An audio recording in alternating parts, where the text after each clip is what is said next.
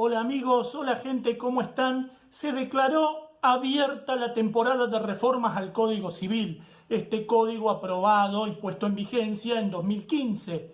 Sí, empezamos con una reforma importante al contrato de locación, a la nueva ley de alquileres, como se dice por ahí, pero va un poquito más allá. En este video vamos a tratar de aclararte de qué se trata el contrato de locación, cuáles son las reformas fundamentales y a qué tenés que atenerte en lo futuro. Quédate en Walter Gómez TV en busca de la tan ansiada justicia.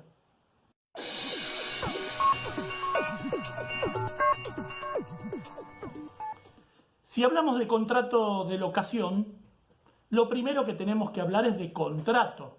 ¿Qué es un contrato? Y vamos a encontrarlo definido en el artículo 957 del Código Civil y Comercial argentino. Y nos va a decir lo siguiente. Un contrato es un acto jurídico por el cual las partes manifiestan su consentimiento para crear, regular, transferir, modificar, extinguir relaciones jurídicas patrimoniales. Como ustedes advierten rápidamente, no introduce en principio ninguna limitación, habla de manifestar consentimiento con estos objetos, con estos fines.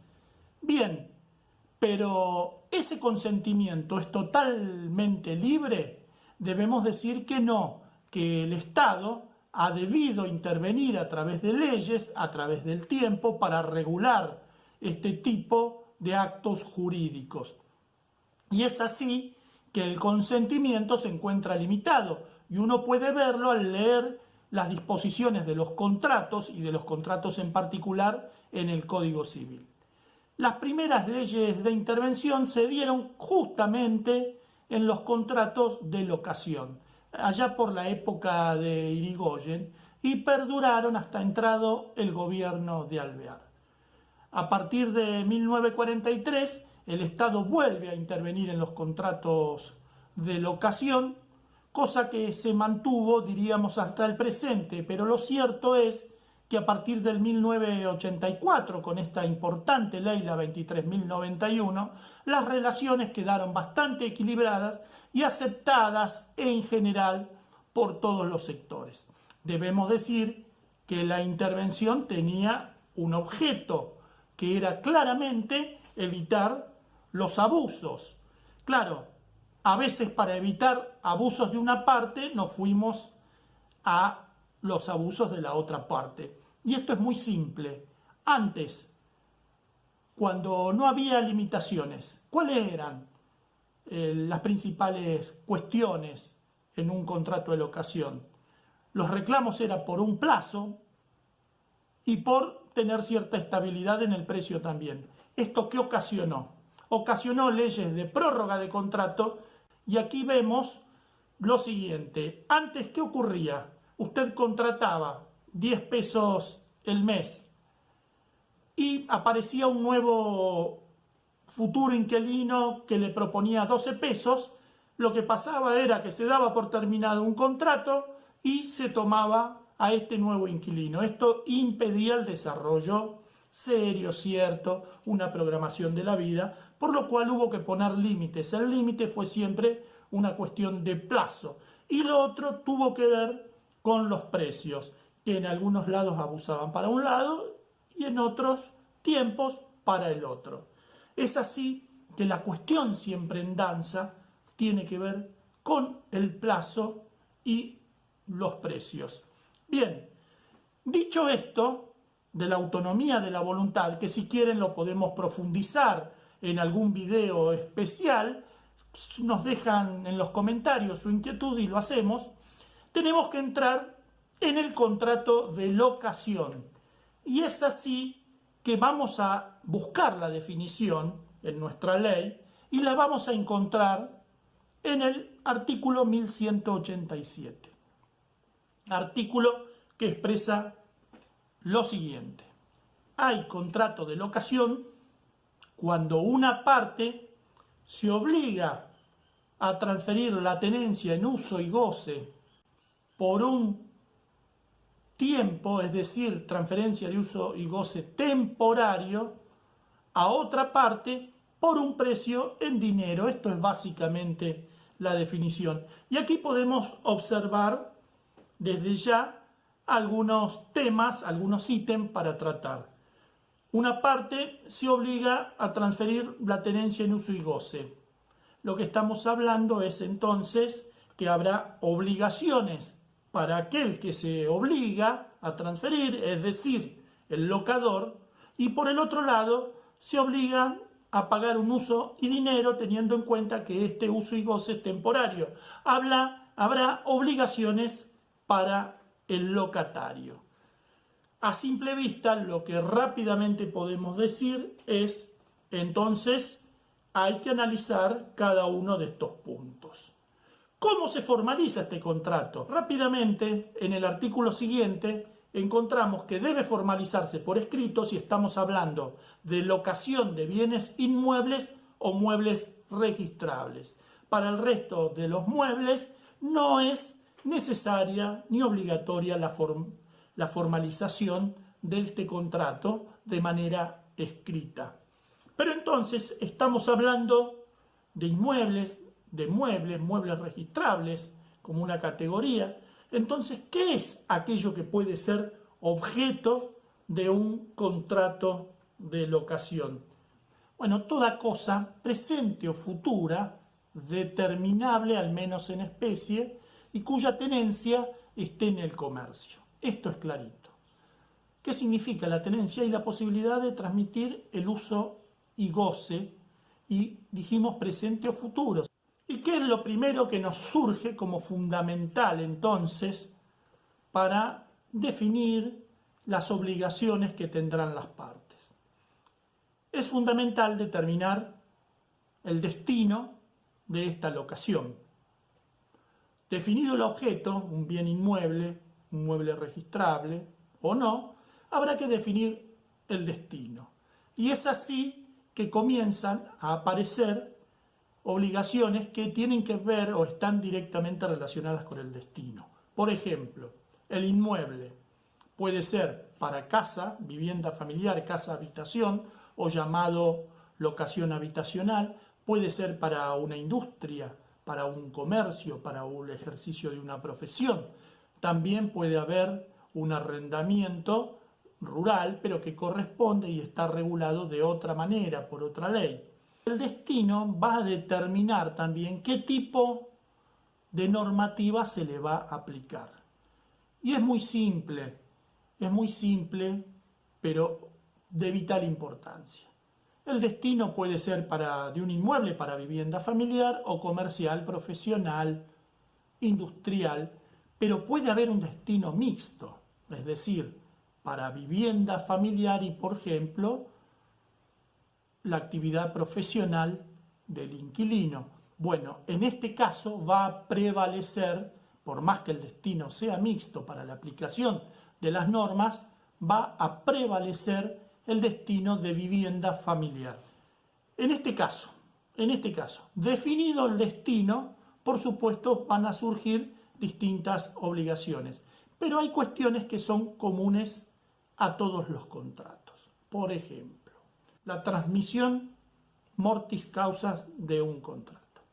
En caso de fallecimiento de algunas de las partes, locador o locatario, el derecho se transmite inmediatamente a sus sucesores.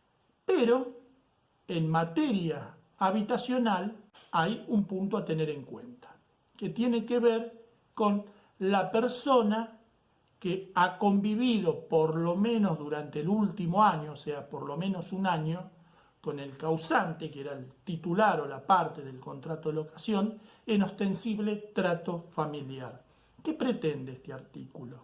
Este artículo indudablemente busca proteger a la concubina, a la conviviente que no es heredera, pero convivía con el causante. En este caso, prevalece el derecho de quien tuvo ostensible trato familiar durante el último año. Prevalece sobre el derecho de los herederos. Pusimos este ejemplo, pero puede haber otros, de hecho hay otros. ¿Y qué pasa con la enajenación del bien objeto de este contrato de locación? Es simple, salvo pacto en contrario, el contrato continúa con sus efectos hasta la finalización.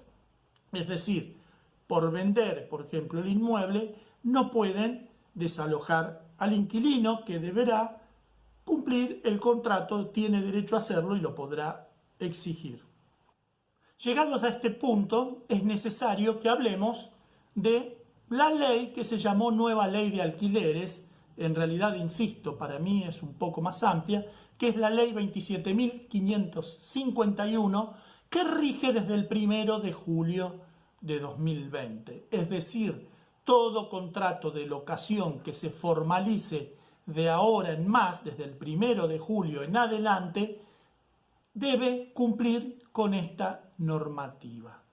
Alguien podría decir, ¿y qué pasa si el contrato hicimos un acuerdo en junio y lo firmamos en julio? Entiendo que son de aplicación las nuevas normas, las normas que introduce la ley 27.551. Pero aquí vamos a detenernos y vamos a explicar un poco cómo es esta ley. Esta ley tiene 4 títulos. El primero de ellos, de las reformas al Código Civil. Por eso dijimos, se abrió la temporada de reformas al Código Civil y Comercial y no al contrato de locación. Este primer título modifica 3 aspectos. El primero, el artículo 75 del Código Civil, incorporando el domicilio electrónico. Y esto es muy valioso, no es obligatorio, pero incorpora, le da validez, vigencia al domicilio electrónico también. Las partes podrán constituir un domicilio especial, donde se tendrán por válidas todas las notificaciones, y también pueden constituir este domicilio electrónico, donde también se tendrán por válidas todas las notificaciones. Quedará aquí, en algunos casos, la cuestión de prueba sobre la efectiva realización de esta notificación vía un correo electrónico. Después vamos a hablar sobre este tema puntualmente, porque en realidad las comunicaciones quedan realizadas desde el momento que ingresó la notificación a la casilla de correo de la contraparte. Con esto, ¿qué queremos decir? Es muy importante estar atento a las notificaciones por correo electrónico. Cada uno verá si le conviene o no, pero pensamos que es muy útil. ¿Por qué? Entre otras cosas, abarata los costos y permite una comunicación más fluida y creería yo que eficiente también. La segunda parte modifica efectivamente normas del contrato de locación. ¿Y por qué decimos normas del contrato de locación y no específicamente normas del contrato de locación de inmuebles con destino a vivienda? Porque en realidad es más amplia la reforma. Si bien en los medios de comunicación todos aquellos que hablaron en representación de los inquilinos lo hicieron en nombre o en representación de inquilinos de viviendas, o sea, con destino habitacional, de vivienda familiar, no es así, la ley es un poquito más amplia. Y lo tercero, modifica un artículo del corretaje que a nuestro juicio tampoco fue tan importante en tanto y en cuanto es la ratificación de algo que ya estaba expresado en el código y que todos sabíamos, y además deja en claro que la regulación de los consejos profesionales, de los colegios profesionales, de las profesiones, la deben realizar las provincias, y es correctísimo esta apreciación porque es una facultad no delegada por las provincias al gobierno federal. El título segundo de esta ley produce modificaciones en el contrato de locación, pero no las incorpora al Código Civil. Son disposiciones complementarias que deben cumplirse cuando se formalice un contrato de locación. El título segundo, si bien sanciona normas referentes al contrato de locación, no son incorporadas al Código Civil, por lo cual todo aquel que se dedique a trabajar con contratos de locación, aquel que tenga que firmar un contrato de locación, debe tenerlas en cuenta, están en esta ley 27.551 y debe interpretarse como una legislación complementaria. Son poquitos artículos, un artículo referido a las garantías, otro artículo referido a los ajustes, artículo importante, a los ajustes del precio de la locación. También se refiere en otro artículo a la consignación, ya vamos a especificar cada uno de ellos, y uno referido a la registración del contrato en la AFIP. El título tercero habla del Programa Nacional de Alquiler Social y el título cuarto habla de disposiciones para la resolución alternativa de conflictos. Es decir, que entonces nos vamos a abocar específicamente al título primero, que reforma el Código Civil, y al título segundo, que crea estas normas complementarias al contrato de locación.